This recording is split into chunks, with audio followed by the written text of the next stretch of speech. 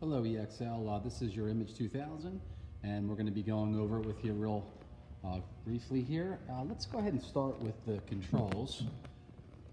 So you have a Mitsubishi controller. Let's see if we can dial that in there for you. There you go. And so what we have here is on the very top left is your agitation. That's your blade that sweeps the inner wall. Right now we're in with fill, and you're going to most likely be using with fill the whole time. All you have to do to access it is hit the with fill. You can put continuous on if you want, which means the blade turns all the time. But with fill, the blade will turn as your auger turns. You can also have it off if you want, but with your product, you're mostly going to have it on with fill. Your revolutions, all you're going to do is tap the revolutions, and you can put in how many turns you want. So we can go to 2 decimals. Let's go to 1.58, enter, and we're at 1.58. You can switch over to time mode in case your encoder fails. You can see we're in seconds, 1 second, it's time mode, but you're mostly going to use counts because it's going to be more accurate for you. Your clutch is going to want to be in the run position when you run it. You can jog the auger, and we'll go ahead and show you that in a second here. That's for filling up your auger in the beginning of the day or emptying it at the end of the day. But you're gonna hit the, sorry for my shakiness, fill motor on to start. Now your machine is ready to run. You can hit the jog mode.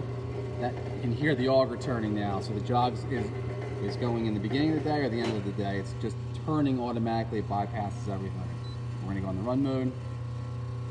So we're going to have 1.5 revolutions. You want to hit start. You don't have a cutoff, but we have that on there in case you ever do get a cutoff. Start, and we're going to hit the foot switch.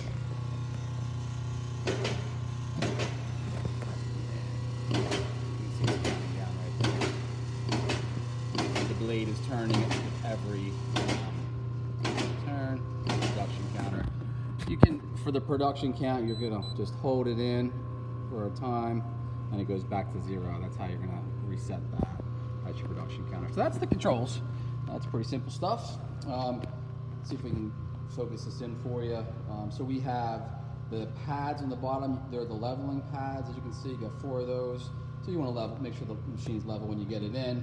You do have a jack to jack the entire filling head up. If you want to jack it up for any reason, you can. To do that, you're going to let me just turn this fill motor off actually, so you can hear me. To jack it up, you're going to loosen this set screw in the back of the double bell, and then you can jack it up from there. For the hopper, we have quick release clamps up here. There's 4 of them. That's 1, and there's 4 around the hopper. You just release them to take the hopper down. To take the hopper down completely, you want to take this bolt off right here. It comes out horizontally. And there's 2 pins in the back of this bracket that will make sure this lines up. This hopper support never wants to move, and this coupling with this L bracket always needs to stay together because it'll stay lined up with that. You can take the hopper off if you want by loosening these screws or bolts. You can put the funnel up. First of all, the auger is going to, I don't have the auger here in front of me, but the auger is going to go up inside that hopper coupling. You're going to push up and twist. And then the funnel is going to go right up over top of it, and you're going to just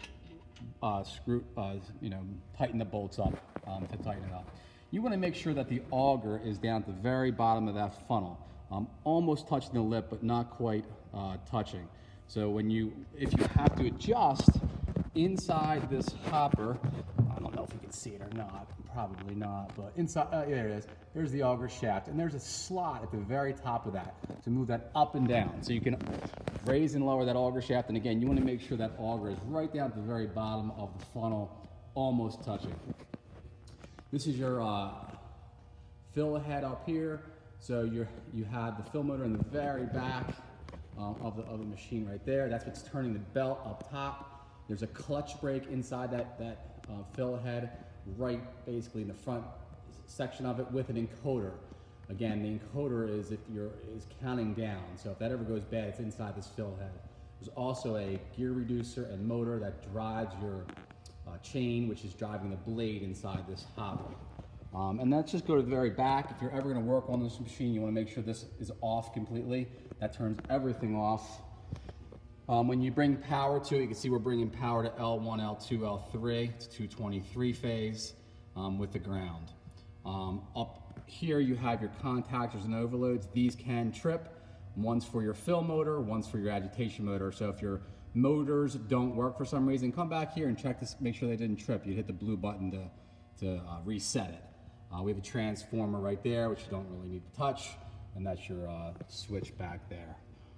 That is pretty much it. That's your infeed duct at the top right for putting powders into it. Again, you do not have a level control, but a level control can go on the top here if you ever do get a pre-feed system. And that is pretty much it. So if you have any questions, please give us a call at 610-466-1440. And thank you for your business.